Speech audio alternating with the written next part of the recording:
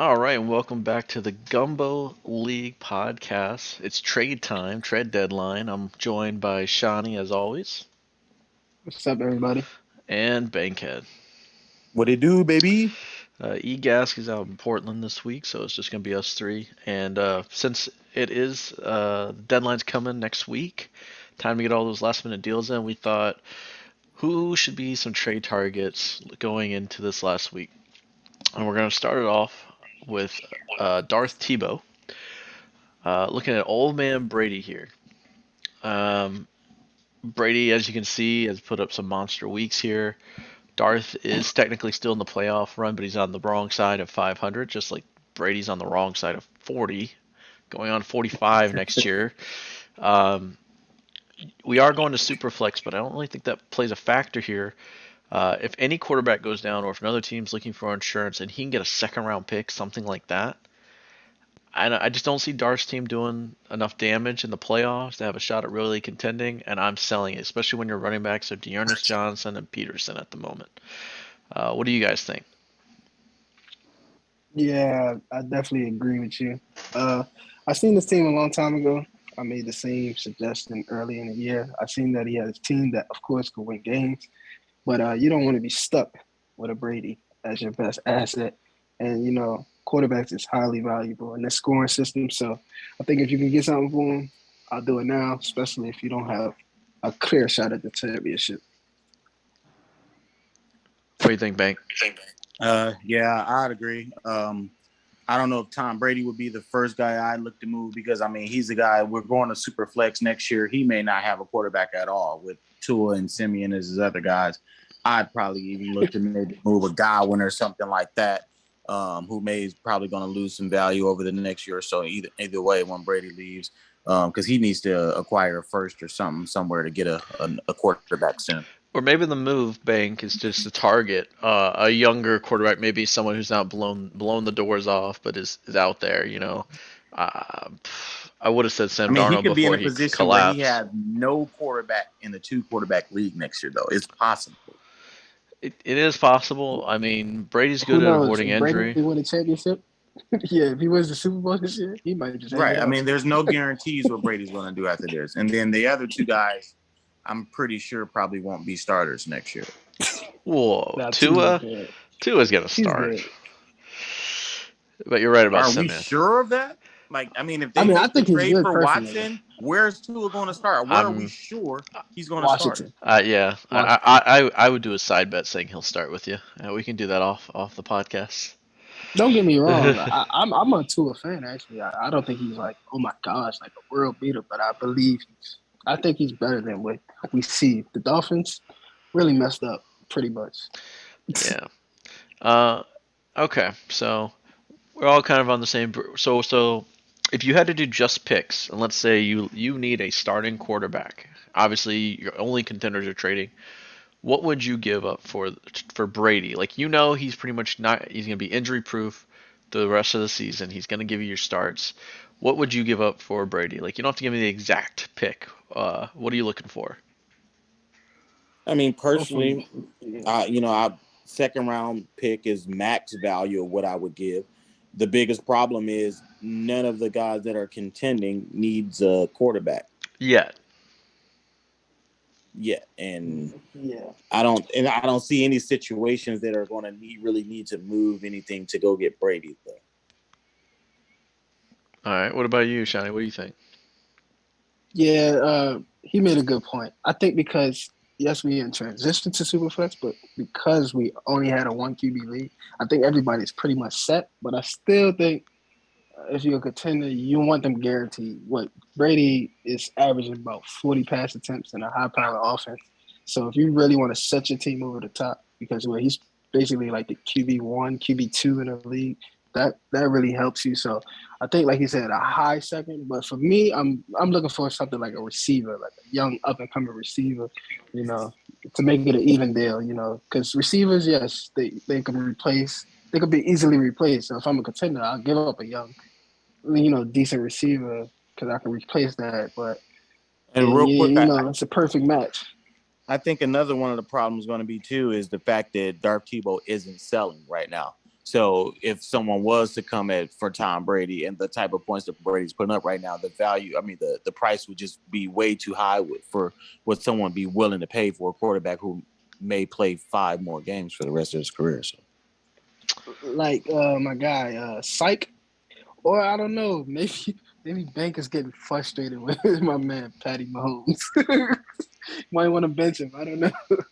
yeah, I'm okay. Hey, I don't know, man. It's looking crazy out here. This But I year is mean, crazy. you bring up Psych. I mean, that could be something that's happening. Like once that deadline hits, you're kind of locked in, right? So you got to make moves now. Jalen Hurts, there's more and more chatter. I'm not saying it's gonna happen, but Gardner Minshew getting starts, and Aaron Oh, you got Rodgers two already, and two. COVID and all this other crap. Yeah, he's been pretty good, but he has been injured as well in the past. So they might even sit him, early on if they lock stuff up. I don't think they will. Like that's a long shot, but they've already shown like okay, they feel semi comfortable with Jordan Love, even though he kind of shit the bed in his first start. Um, Oh my gosh. I don't know. I would shoot for the second round pick. I kind of like that idea. Or if you can get somebody like I'm thinking along the lines of like a Danny Dimes. If someone is willing to do that deal, I don't even know who had. Is that you, Bank? Because I know you always. Don't Yeah, even it's not think happening. about it. uh, that would maybe be something I would target if like in that the mold of like okay you're a starter but you're not doing amazing stuff as a starter. So that's just me if I was trying to get it. All right, we're gonna move on to Shawnee. Who's your pick? All right, so my pick, I'm going to Diddy. As you can see, he's 1-8. This team has no chance, and he needs to get all the picks that he could possibly get. It's not like he's super loaded, and a year from now, it could be a disaster for him. So if I'm just gonna start with Travis Kelce, I think Travis Kelce. This is not a tight end premium, but we all know if you have one of the elite guys at the top, that's a big boost to anybody's lineup. So I'm pretty sure if I'm a contender, yes, I still want Travis Kelce. I don't care what's going on right now. He still puts up big games. That's a 10-point boost to his lineup compared to the next best tight end. So I think that's the first player he should definitely be looking to move. You probably can get picks. I mean, pick a pick plus a premium player on top. Something. I know someone is willing to get better, especially at the tight end position. It's so hard to get them. I mean, you're not lying. I mean, look at it. Tight end one for the last 1, 2, 3, 4, 5, 6 years. I know he had an injury. Like they said he was like getting injured all the time at the beginning of his career, but I mean, he's been pretty damn consistent. He's still doing it at the age of 32, and to be able to get, I think you're not crazy in saying he could get a solid, good pick first, maybe a high second, but somewhere there, and a solid player. I think that's the right ballpark. I like where your head's at on this one. What about you, Bang? I mean, agreed again, but he actually has a few pieces he could move to get some pretty decent value. I mean, I offered a first round pick previously for James Conner that got rejected. Well, He's don't jump got ahead of us now. Don't jump ahead of us. yeah, he's got Damian Harris, he's got Thielen, he's got several guys on the team that he could warrant first round pick value for. You know what I mean? For if he was to shoot towards teams that are looking to get an extra player to make that jump. I mean, I have been looking for a running back for the last 3 weeks. Other guys like Will has been reaching out looking for players for the last couple of weeks. And I mean, like there's deals out there to be made. But I guess, Diddy has his own plan, whatever that plan may be. Well, since that's already been said, I should just go to my next Yep, pick. might as well. So, like you Killing me, said, Bank. James James Carter, he's one of the other guys from Diddy team. Like I said, when you 1-8 and you barely have picks for the future, you have to sell anything with value. James Conner actually been a solid player all through the season without an injury to Chase Edmonds. So I think right now he's possibly a league winner. Like you see what he did last week. You see what he's the goal line back to a high powered offense. Like somebody needs. This is the position that everybody wants. Everybody needs. Like like Tank said, he offered a first round pick. I don't know how you turn that down. we probably can't ever get a first round pick for James Conner again, besides this season. So I think that's risky business if you're just going to hold him and see what happens the next year. You know, the running back position is very fragile. They're going down, they drop it like flies all year long. So I just don't see the point of holding on to these guys. Maybe his idea is to package him with another player, which I'm not like. You package James Conner and Travis Kelsey, now you're in business. Might get a lot of, you might get a bigger package. So he needs to make a move, definitely. I mean, what else you? I mean, there's what else to say. This guy's got 10 touchdowns right now. That's two away from his career best, and that is what's keeping him afloat. He's been touchdown dependent. He's gotten the points. He's not going to get the receiving load once Edmonds is back. That's Edmonds' role, and he's been a solid running back. This is gonna go away, and he's 1-8. Like Kelsey, fine. He's the best tight end there is in the game. You want to hold out for hope for the future. I guess I can get that. Running backs have the shortest shelf life. He's coming up on 27. That's typically been the start of decline for running backs. And you hold at 1-8. I don't get it. I know Diddy doesn't always like it when we bring it up, but this one just makes no sense to me. And Bank, I know you've already alluded to, but let's hear it. I'm sure you have a strong opinions on what he should do with Connor. Well, I mean, because I'm just clueless at this point. I don't know what's the plan. You know what I mean? Because I think even he would probably agree. Connor may not have too much value next year, if any. Um, Connor's always an injury away from almost being a cut candidate. You know what I mean? So it's like I don't understand what's the plan. You know what I mean with him, with Connor, because you have to know there is no future.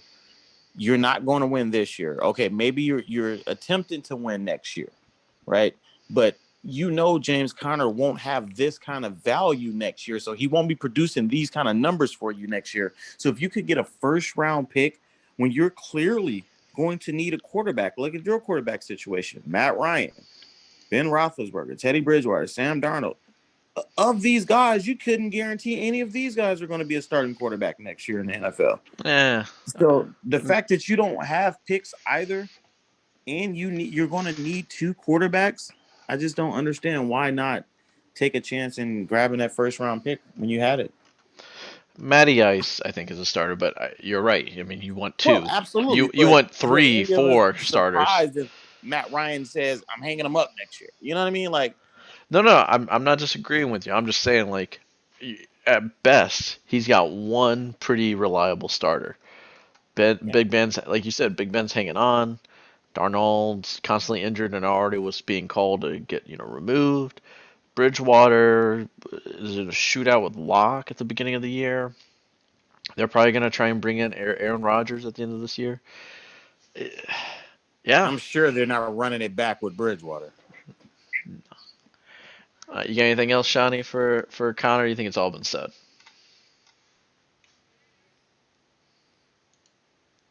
Shawnee?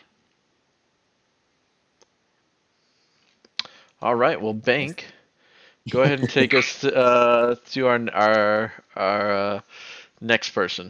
Who are we looking at?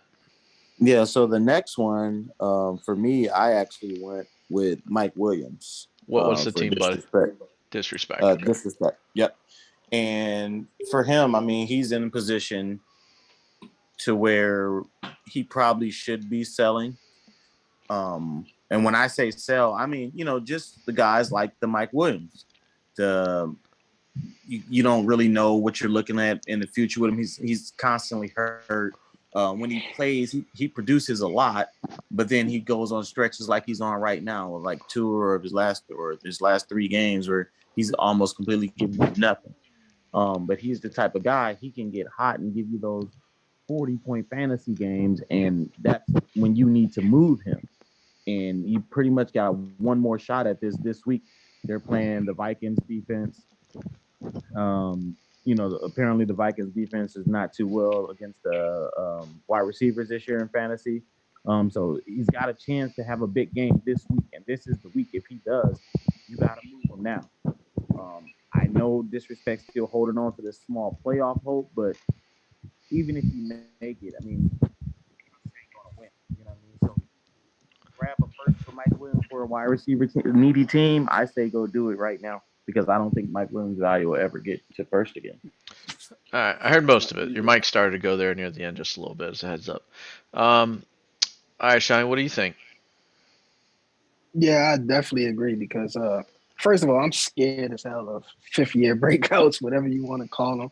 But I think Mike Williams is just being used the right way by the coaching staff. But right now is the best time to just, like I said, get rid of him because you one of them guys. You might be a playoff team, you might not be a playoff team. It's you already have picks. You should just embrace the rebuild or the retooling. It doesn't even have to be a rebuild with moving Mike Williams. You can get something in a different position, or something like that. Maybe take a lesser receiver and get a pick on top, something like that. Like I think that you should get another like top 24 wide receiver in the second round pick. You Yeah, can because sell for it to his another. team, Like, like you for said, he example, doesn't you could need to. sell it to a guy like Southwest Runners. You see, obviously he's a Chargers fan, and he has Justin Herbert. So maybe he wants to stack those points. Give his lineup a boost. I think you should approach him about something like this. Go ahead, Bank.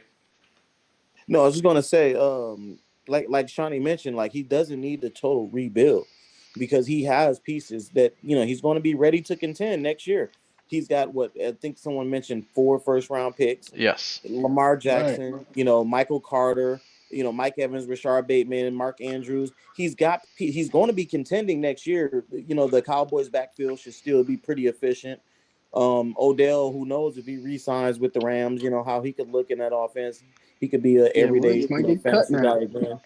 Yeah, I mean, so I think you move what you can for the guys that you're not going to need next year, and he could pretty much own the first round this year. You know what I mean? He can own the draft. He dictates the draft how it's going to go by going to collect another pick or two in this year's draft. So I think it also he has the flexibility too, because I was looking at his receivers. He didn't really have anybody amazing, but with OBJ getting a boost now with Mr. Woods going down, you know, I don't think he even hurts really. Like you could put And OBJ Christian in, Kirk. yeah. Christian Kirk, I've never been a fan of him, but I know you like him a little bit more than me. I mean, he's got No, Mooney I'm too. just points is points. I don't know. But point being is I think you got to sell high. I think you hit on the head. A fifth year breakout. He's at quarter currently just outside of a wide receiver one. Um, and yeah, he has shown that he's being used more correctly this year. There's games he's taking over. He can help. He is a type of receiver, not maybe on the same scale as Hill when I say this next part, but like Tyreek Hill could win you weeks. Like if he were just like last year, he went off on certain weeks, and literally won the matchup. Mike Williams, has popped 40 twice already. Got over 20 another two times. There are weeks where he takes over and he's putting your team in the chance to win. Sell that, make a deal, get what you can now, and then that way you can get, younger, more pieces ready for next year or the 2 years down the road when it looks like your team's going to be set after this next draft. All right, Bang, take us to your next one. yep. My next player would be heading to Spliglack, aka Egas. And that player will be Josh Jacobs. This is a player that personally I haven't been too high on. I'm just not sure if he's very good. You know what I mean? I think he's an average player that needs 20 plus carries to even be effective in the offense because he's not that explosive. His goal line work keeps him pretty reliable as a fantasy option when he is playing. But he's a guy that seems to be dinged up a lot, misses starts here and there a lot, and like not very explosive. And I think within the next year or so, he's going to be looked at as that James Conner type of guy that what I mean. Maybe he can be the lightning into someone's thunder or whatever, but just not in. your everyday back anymore. I mean, you look at Kenyon Drake in that offense; he pretty much is outproducing Jacobs when he's playing and Jacobs is not playing. Or I mean, even some of the games Jacobs has been playing, Drake is outproducing them or doing just as well with a much more limited role. I think the days of thinking you're going to get 2 first plus or whatever for Jacobs, it's over. I think if you can get a first and a young piece, you go for it and you go ahead and get them off your books. In two less games, Jacobs is PPR 26. Drake is PPR 28. So Drake has played two more games, but there are two spots separating them currently in the standings. Go ahead, Shawnee. What do you think? Kind of in the middle about this because Josh Jacobs only 23, first round pick. He's basically locked in on a cheap contract for a running back. If the NFL is going to go to this, running backs don't matter, especially with the Raiders. They need so much more than a running back. I don't think they're going to be going hard at the position anytime soon. So, like you said, I think he's a good young back that you can just lock in for a solid RB2. You see the numbers. The numbers is pretty good. And I think actually he wasn't getting used properly by John Gruden. You see now he's getting targeted more. I don't know if that's going to stay that way because, coming out of college, this is what everybody wanted. So I see the last couple of games, he's been averaging a pretty good target share. So let's see what happens. Jacobs, he does get banged up from time to time, but he's not explosive, like you said. But I think at the age 23, and we know the skill set he does have, I think maybe one of those guys late in his career, you might see, a breakout season. And last year he was like the RB8, if I'm not mistaken. So I think it's still some value there. So I would move it, especially when I'm in a total rebuild that I won't be looking to win for 2 years. I So yeah, guess I'm thinking I would at least want to shop them if I'm, you know what I mean, No, is no, what no. I Like I said, say. I agree because for this team, he needs to be moved. Yeah, But I still especially think for he for has a for the little more value. because there Yeah. are 3 or 4 teams that were really looking for running backs. I would at least been shopping and seeing if someone's willing to maybe do a little overpay. I no, honestly just don't want no running back on a rebuild. Sorry, Wood. yeah, Go ahead. no. You just stealing all my thunder, man. Uh, so as Shawnee says, like I don't know, that's just like the number one rule of rebuild. Don't go running back is the last spot you feel. Jacobs has talent. Try to double up and get a much better quarterback. For Superflex coming. Try to get another, some more young, promising receivers. You guys all said it. There's nothing wrong with having Jacobs, but I do agree the value. I think we're missing opportunities here if he doesn't at least shop them. Okay, so we're all on the same page. Our last one is my pick again, and I'm picking on Darth again. This time I'm going Darren Waller. Now again, I'm going with the presumption that I just don't think Darth's gonna make the playoffs. I think he's gonna fall short, being that seventh spot. Um, you take Darren Waller here. Currently, he's always gonna be a top, tight end one. It's not a big deal. But he's currently fifth PPR this season. He's coming up on 30. you know, and not everybody's Kelsey. Not everybody is ageless wonders. Um, I don't trust the Raiders still. I don't know. To me, like it's one of those teams where it's the Raiders. I don't have like great data points to say like it's a horrible organization. I never trust their fantasy players a lot, um, especially with all the turmoil they got going on there.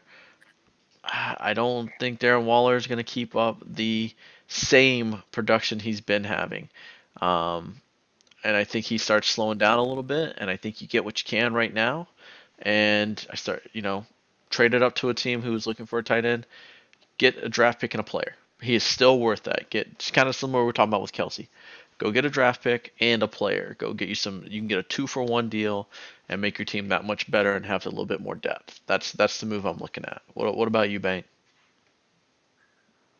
No way in hell am I moving Darren Waller.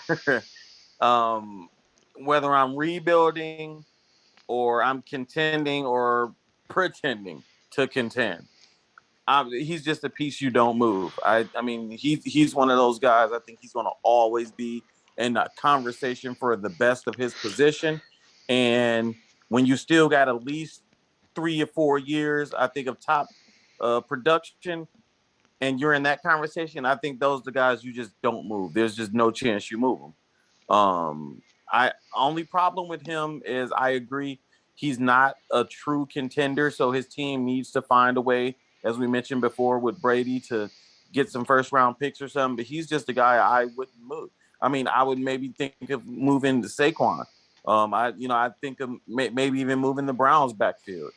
But I'm not moving Waller, and I'm probably content with holding on to Waddle, and but everybody else I'm probably looking to move and rebuild with. But Darren Waller is not one of those pieces. All right, Shani, you're our tiebreaker. Where do you sit on Waller on this team in this situation?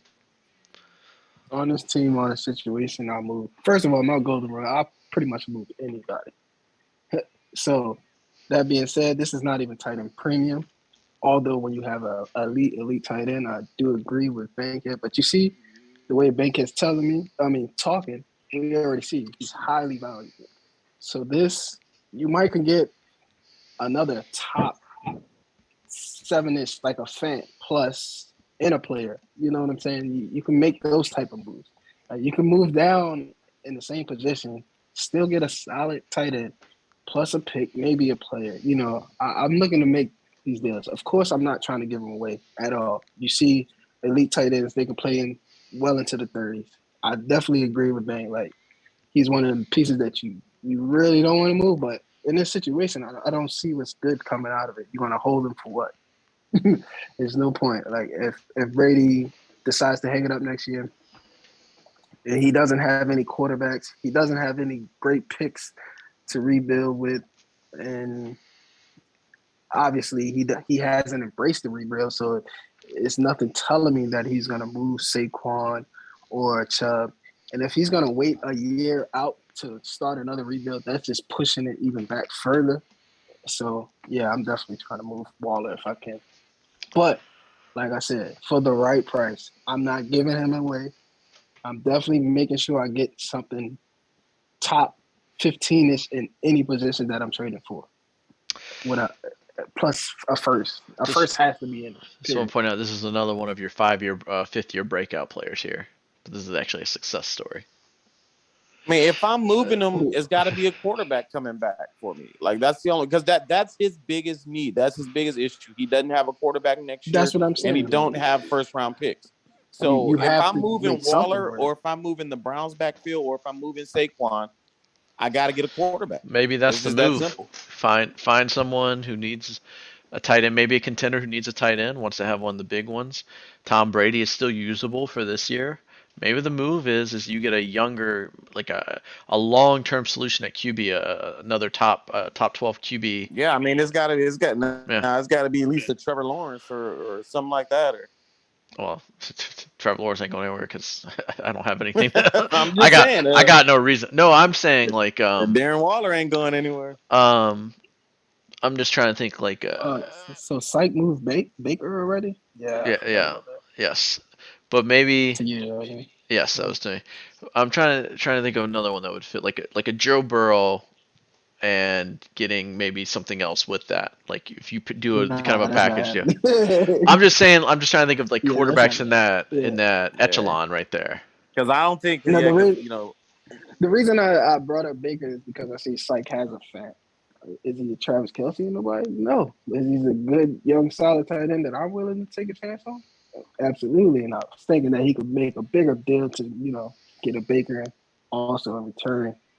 Like I said, he needs some type of quarterback. Like we all see it. The end is near, no matter what. He could win a championship and it wouldn't matter. At the end of the day, he's still going to need, if he wants to consistently be a contender, he has to make some type of move, regardless of what he did this year or next. Yeah, because like I said, even if he won it all this year, looking at his team for next year and for the future, I mean, he's going to be looking at a team that's not even going to make the playoffs if he doesn't do something about the situation. But see, if he wins it all this year, to me, it's worth it then. Like, who gives a fuck? Like, he won a championship. Right, absolutely. I mean, that makes up for 5 years. Yeah. But I don't think when I think of my contenders, he's not in there for this league. Like true contenders. No. Yeah, realistically, no. Yeah, but So hey, we'll see. we will See see. what happens. All right. Well, we'll kind of see what happens after this next week. See what moves get made. We've got a couple small ones. Maybe we'll recap some of the deals, go through, pick out our winners and losers here. But as always, thank you. So thank you, Shawnee. No problem. Thank you, Bank. What it do, baby? And we'll catch you guys next time.